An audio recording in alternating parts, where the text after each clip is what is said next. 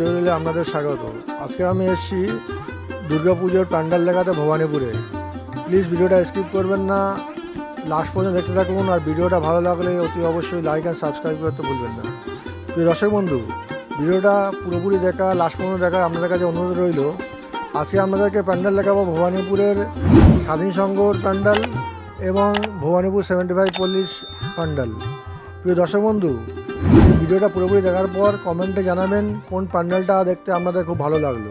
পুরো প্যান্ডেল দেখতে গেলে আপনাদেরকে যদি মেট্রো থেকে আসেন তাহলে টালিগঞ্জ অথবা নিউ গড়িয়া থেকে আপনারা মেট্রো ধরে সোজা এসপ্ল্যানেডের দিকে আসবেন, এবার নেতাজি ভবনে নেমে যাবেন।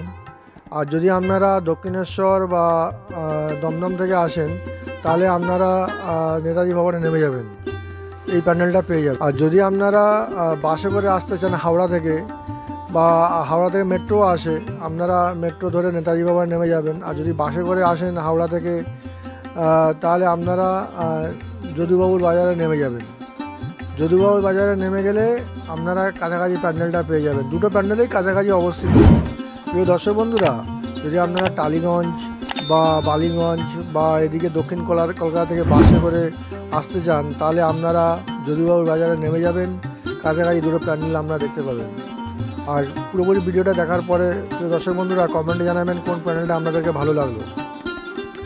প্রিয় দর্শক বন্ধু, আমার চ্যানেলে অনেকগুলো ভিডিও আপলোড করা আছে, প্লিজ সেগুলো দেখতে থাকুন আর চ্যানেলকে সাবস্ক্রাইব করে রাখুন এইরকম ভিডিও পাওয়ার জন্য।